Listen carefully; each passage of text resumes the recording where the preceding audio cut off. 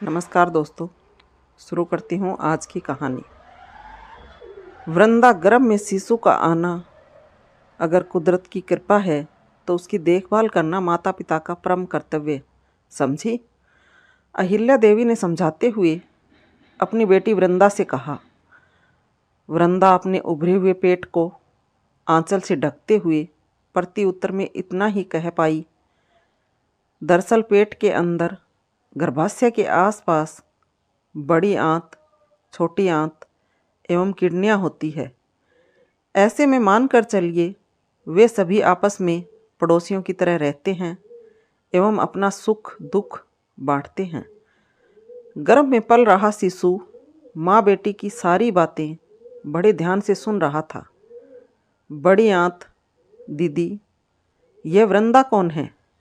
गर्भाशय में पल रहे शिशु ने अपनी पड़ोसिन बड़ी आंत से पूछा। बुद्धू, वृंदा तुम्हारी माँ का नाम है, बड़ी आंत ने इठलाते हुए कहा। अभी बुलाने से कुछ नहीं होगा, जब तुम बाहर निकलोगे तब वह सुनेगी, छोटी आंत ने बीच में ही टोका। बाहर कब निकलूँगा? शिशु ने फिर पूछा। और 3 महीने बाद, दोनों आंतों ने एक साथ कहा। रसोई में मेथी का साग पक रहा था, जिसकी महक से वृंदा को उल्टी आने लगी। कोई मुझे ऊपर खींच रहा है, मुझे बचाओ। छोटी आंत, दीदी, बड़ी आंत, दीदी, बचाओ। शिशु छटपटाने लगा। लो कर लो बात, हम तो खुद ही परेशान रहते हैं तुम्हारी वजह से। हम क्या बचाएं तुम्हें? तुम्हारी माँ तुम्हारी वजह से कभी खट्टा खाती है तो कभी मीठा, और कभी तीखी मिर्ची। खट्टा मीठा तक तो ठीक है, लेकिन उफ, यह मिर्ची तो दम निकाल देती है, बड़ी आंत ने शिकायत करते हुए कहा। जैसे ही उल्टियाँ खत्म हुई तब जाकर कहीं जान में जान आई। शिशु ने राहत की सांस ली। दीदी, सुना आपने कुछ सुरीला सा सुनाई दे रहा है, मुझे बहुत अच्छा लग रहा है। सुनो तुम, हम तो यह सब सुनते ही रहते हैं हमेशा, छोटी आंत ने इठलाते हुए कहा। यह मंदिर की घंटी की आवाज़ है। तुम्हारी माँ तुम्हारे लिए भगवान जी से प्रार्थना कर रही होगी, बड़ी आंत ने कहा। प्रार्थना क्या होती है? शिशु ने जानना चाहा। बुद्धू, कुछ नहीं जानता। शिशु द्वारा बार बार प्रसन्न पूछने पर तंग आकर किडनी ने कहा, जिसे मुश्किल से आराम करने का मौका मिला था। मैं जानता नहीं, जानती हूँ, शिशु ने गर्दन टेढ़ी कर जवाब दिया। तुम्हारी माँ तुम्हारी सलामती के लिए भगवान जी से प्रार्थना कर रही होगी, बड़ी आंत ने बात आगे बढ़ाई।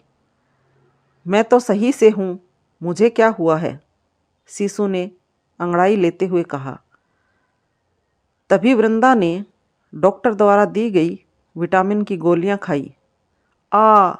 छी छी, माँ ने क्या खाया है? पता नहीं, मुझे तो बहुत कड़वी लगी, शिशु ने मुंह बनाते हुए कहा। दवाइयाँ खाई होगी, तभी तो तुम स्वस्थ और तंदुरुस्त रहोगे, किडनी ने सफाई का काम करते हुए कहा। उफ, मुझे सांस लेने में दिक्कत हो रही है, शिशु ने शोर मचाया। अरे बावड़ी, वह कोई काम कर रही होगी जिसमें उनकी मेहनत लग रही होगी, इसलिए ऐसा हो रहा है। तुम चिंता मत करो, छोटी आंत ने अपना दिमाग लगाया। वृंदा रोज रात को केसर वाला दूध पीती थी ताकि उसका बच्चा सुंदर और स्वस्थ पैदा हो। रोज रात को जो माँ पीती है ना, वह मुझे बहुत अच्छा लगता है, शिशु ने होठों पर जीभ फिराते हुए कहा। छोटी आंत, बड़ी आंत दोनों हंसने लगी। हाँ, वह तो हमें भी अच्छा लगता है, और हमें ही क्यों, किडनी, दोनों जुड़वा भाइयों को भी अच्छा लगता है। दूध पीने से शरीर स्वस्थ और पाचन तंत्र भी ठीक रहता है। तभी तो हम दूध को बैलेंस डाइट कहते हैं, यानी संतुलित आहार। वाह वाह, आज तो मेरी पड़ोसिन बड़े ज्ञान की बातें कर रही है। दाई किडनी ने, जो छोटी आंत की प्रशंसक थी, ने मुस्कुराते हुए कहा। रविवार का दिन था। वृंदा के पति मोहन ने टीवी पर डरावनी फिल्म चला रखी थी, जिसे देख वृंदा बार बार डर रही थी, जिसका असर शिशु पर हो रहा था। बच्चा सहम कर शांत हो गया। थोड़ी देर बाद बड़बड़ाने लगा, यह किसकी हथेली का स्पर्श है? यह स्पर्श तो थोड़ा अलग है। माँ जैसा कोमल नहीं है। यह अवश्य तुम्हारे पिता होंगे। अच्छा, हाँ, पहले भी कई बार इस स्पर्श को मैंने महसूस किया है। शिशु मुस्कुराने लगा है और हाथ पैर चलाने लगा है, जिसे महसूस कर वृंदा मोहन की हथेली पकड़कर पेट पर यहाँ वहाँ रखने लगी। बच्चे की किकिंग किकिंग बोलकर दोनों हंसने लगे। थोड़ी देर बाद, इतना शोर तो कभी नहीं होता है, आज क्या हो गया? शिशु ने सहमते हुए कहा। मुझे भूख लगी है। लगता है कई दिन से माँ ने खाना नहीं खाया। सही कह रहे हो।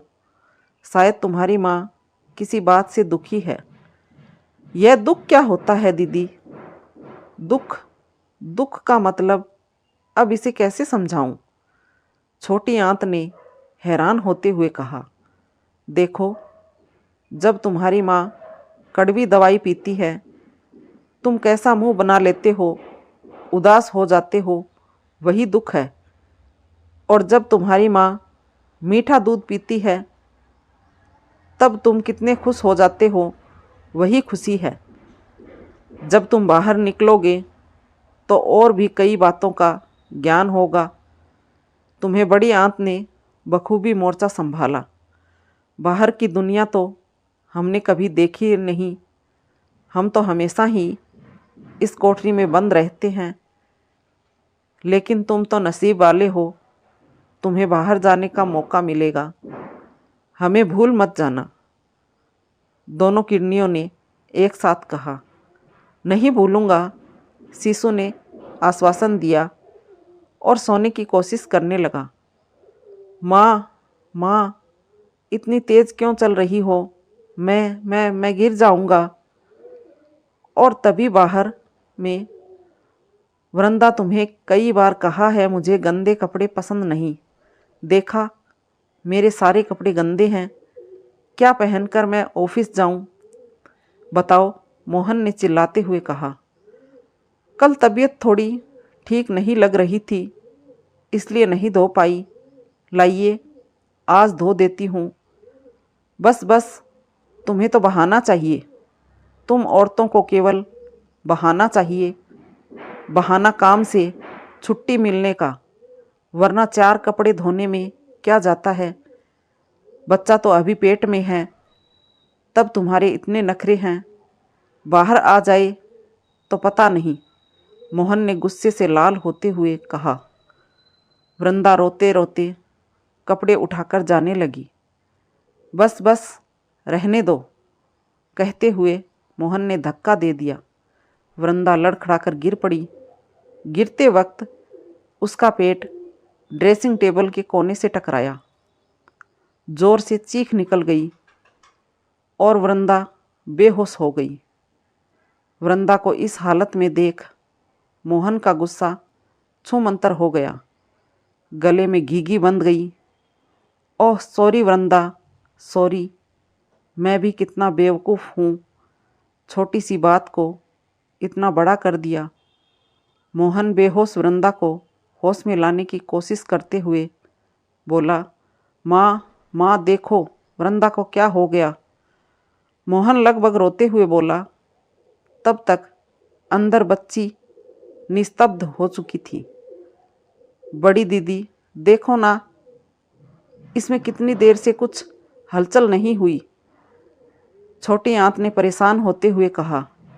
कोई न, सो रही होगी। नहीं जीजी, सोई भी तो है, करवट नहीं बदलती। मैंने कई बार देखा है। देखो ना जीजी, देखो ना। अरे हाँ, क्या हुआ इसे? किसी अनहोनी की आशंका से दोनों सहम जाती है। बेहोश वृंदा को अस्पताल ले जाया गया। वस्तु स्थिति जानकर डॉक्टर ने गुस्सेल निगाह से मोहन की ओर देखा। सिस्टर, पेशेंट को इमरजेंसी वार्ड में ले चलो, डॉक्टर ने चीखते हुए कहा। ठीक तो हो जाएगा ना मेरा बच्चा? सही सलामत तो होगा न? मोहन ने गिड़गिड़ाते हुए डॉक्टर से पूछा। डॉक्टर ने उसकी एक न सुनी और भागते हुए इमरजेंसी वार्ड में पहुंची। बच्चा अंदर में निस्तेज पड़ा हुआ था। किसी प्रकार की कोई हलचल न थी। काफ़ी कोशिश करने के बाद वृंदा को होश आया। मेरे बच्चे को बचा लीजिए, मेरे बच्चे को बचा। वृंदा इतना बोलकर रोने लगी। हम कोशिश कर रहे हैं, हम अपनी पूरी कोशिश कर रहे हैं। तुम बस अच्छा सोचो। तुम्हारे अच्छा सोचने से बच्चे पर अच्छा असर होगा।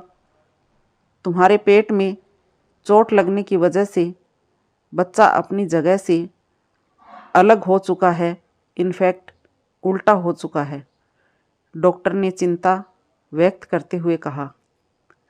अब क्या होगा? पति पत्नी ने एक साथ कहा। देखती हूँ, कुछ सीनियर डॉक्टर आ रहे हैं। हो सकता है हमें आज ही बच्चे को बाहर निकालना पड़े, या हो सकता है स्थिति सामान्य हो जाए। अल्ट्रासाउंड कर बच्चे की स्थिति देखी गई। उचित उपचार हुआ और बच्चे के दिल की धड़कनें सुनाई देने लगी। जीजी देखो ना, मुन्नी वापस आ गई। छोटी आंत, जो बार बार उसे निहार रही थी, खुश होकर बोली। कुछ बोलती क्यों नहीं? क्या हुआ था तुझे? बड़ी आंत ने दुलारते हुए कहा। कुछ नहीं, किसी ने मुझे जोर से धक्का दे दिया और उसके बाद क्या हुआ मुझे पता नहीं, शिशु ने रुआंसा होते हुए कहा। आपको पता है उसके बाद क्या हुआ? शिशु ने दोनों से पूछा। ज़्यादा कुछ तो नहीं, लेकिन बस तुम एकदम शांत हो गई थी। मुझे याद आ रहा है, इन दिनों कई हाथों ने मुझे अजीब तरीके से सहलाया और न जाने मेरे ऊपर किस किस तरह की दवाई लगाई गई, तब जाकर सब ठीक हुआ है। शिशु ने आप बीती सुनाई। इस घटना के बाद हर छोटे छोटे आहट पर वह सहम जाती थी, शांत हो जाती थी, और आखिर में वह दिन आ गया जब उसे गर्भ से बाहर निकलना था। छोटी आंत और बड़ी आंत ने मुस्कुराकर उसे विदा किया। किडनी भाइयों ने अलविदा मेरे नन्हे दोस्त कहकर रुखसत किया। मुन्नी अब एक नए संसार में आ चुकी थी। आज वह अपनी माँ की गोदी में लेटी हुई थी, जो चिर परिचित थी। लेकिन जैसे ही मोहन के गोदी में गई तो नेपी बदलवाने की फरमाइश कर बैठी। सभी ने एक साथ हंसते हुए कहा, अब हुए असल में कपड़े गंदे। तो दोस्तों, कहानी कैसी लगी? कहानी पसंद आई हो तो लाइक करें, कमेंट करें, शेयर करें, सब्सक्राइब करें। और इस तरह की कहानियाँ आप लोगों को पसंद है तो मुझे कमेंट बॉक्स में ज़रूर बताएं। मैं आप सभी के लिए हर रोज़ नई नई कहानियाँ लेकर आऊँगी।